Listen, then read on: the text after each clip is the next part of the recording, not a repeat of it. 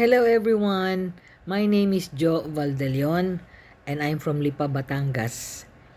I'm now 66 years old.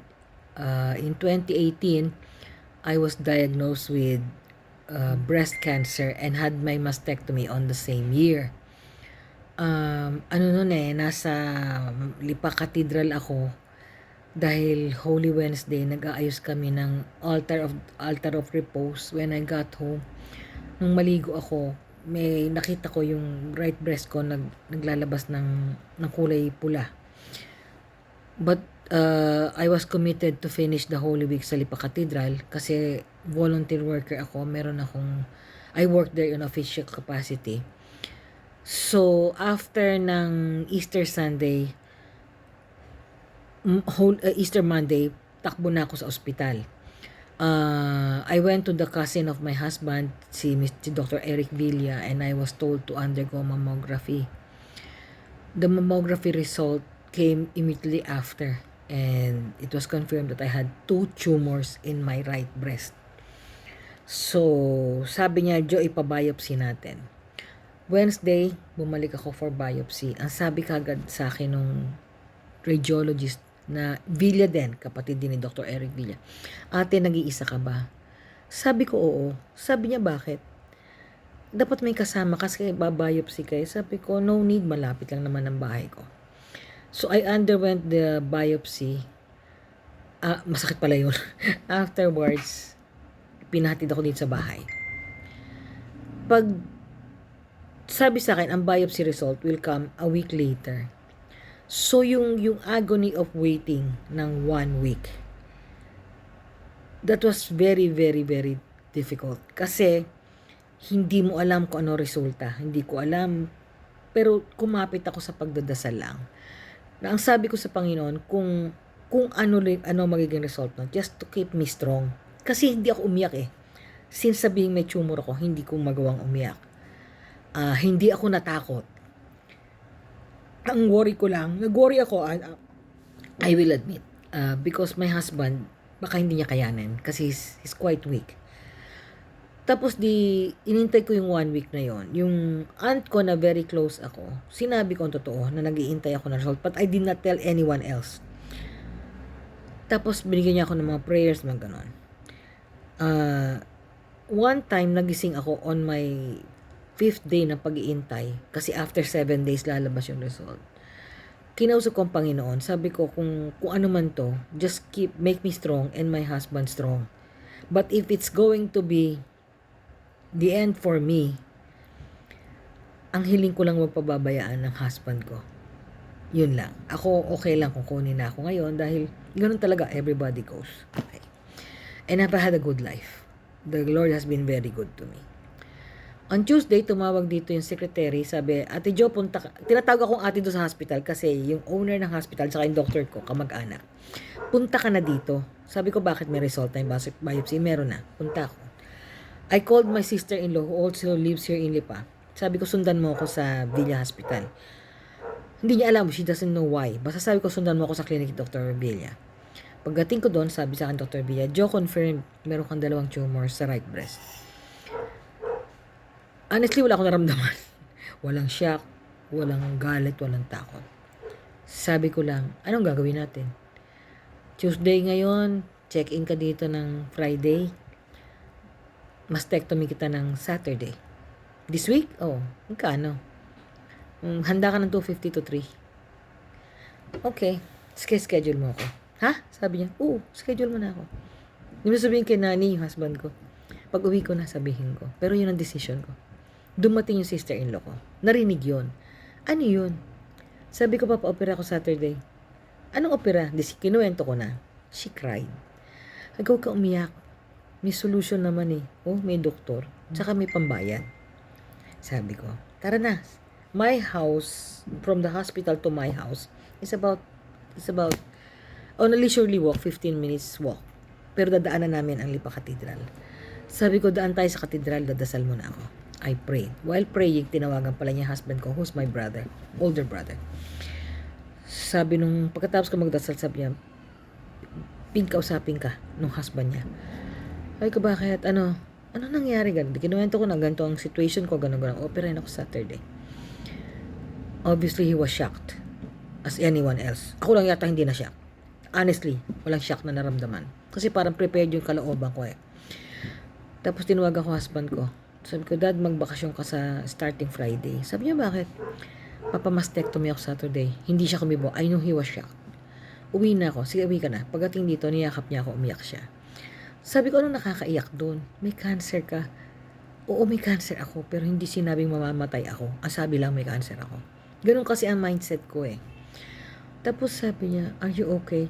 Well, I'll be fine. Tatanggalin na eh. Sabi kong gano'n. Sabi niya, baka nagtatapang-tapangan ka lang. I have to. Kasi kung magbe-breakdown ako, what good will it do? Wala, di ba? Sabi ko sa kanya. Tinawag namin yung mga kapatid niya. Kasi we live in a compound with his relatives. Sinabi ko, lahat sila nag-iyakan.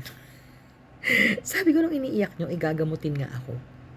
Sabi, ate, cancer yan. Kasi prior to that, 2 years prior to that, namatay yung sister-in-law ko. Pero ovarian cancer naman yun.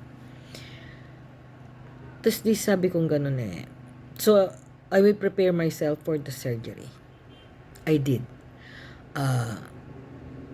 Nagdasal ako yung time sa yun. Nagpunta ako sa cathedral, in-endorse ko yung mga trabaho ko. Sabi nung priest doon, ba't saka pupunta, Jo? Magche-check-in po ako sa Saturday, papamastectomy ako. Ano? Ganyan mo lang tinetake yun? Ang tapang mo naman. Hindi ho tapang to. Palagay lang ho ang loob ko. Kasi, ang feeling ko lang, if it's going to happen, it's going to happen.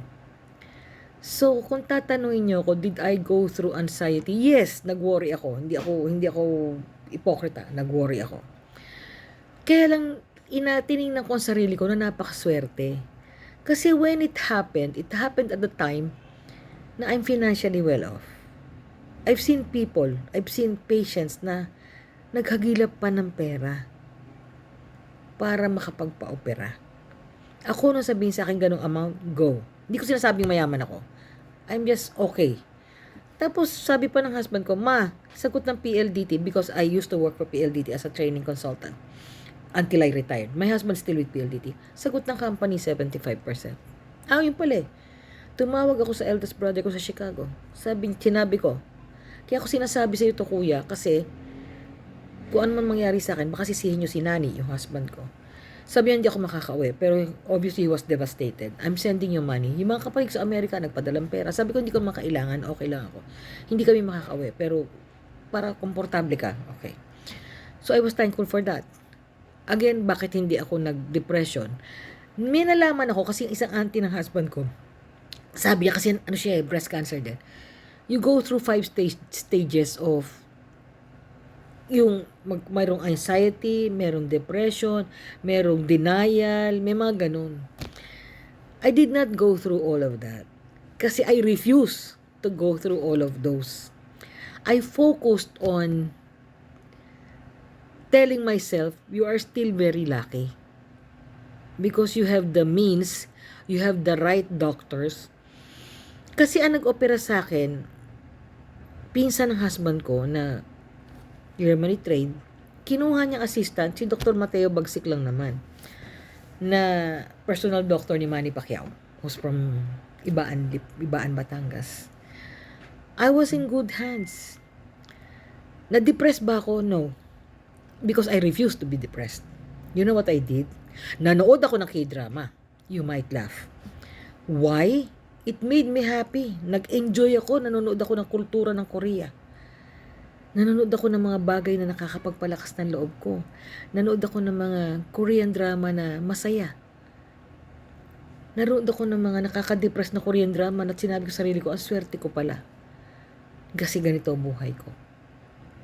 I found someone who loves me so much. I found the family who embraced me. I consider myself so blessed. So, question of the depressed? No. Question of nagalit? No. Question of nagkaroon ng worry? Yes, I did worry for a while. After the mastectomy, ang hair tunyo ko was perfect. Positive, negative. Ang margins ng tumor ko, hindi lumabas ang cancer sa margins ng tumor ko. I was told by Dr. Bagsik, you don't need chemo, you don't need radiation. How lucky am I? I'm on my 6th year now. No one can say that I am a cancer patient, that I'm battling cancer now. I'm on hormonal therapy hanggang ika-10th year. I'm on my 6th year now. And what is the luckiest thing that happened to me? I met Dr. Hoson. Pinakilala siya ng kaibigan ko. Kasi noon yung doktor ko dito, pinipilit mag-chemo ako. Sinabihan na ako ng isang doktor ko, di mo kailangan mag-chemo. So, naghanap ako ng ibang doktor. I found Dr. Hoson. And he agreed, I don't need chemo. And my rule is this. I will not let breast cancer define me until the end. So, I hope this video can inspire my cancer patients that there is hope. Just find the right doctor and have the right attitude. Thank you, and I hope to meet all of you on my 10th year.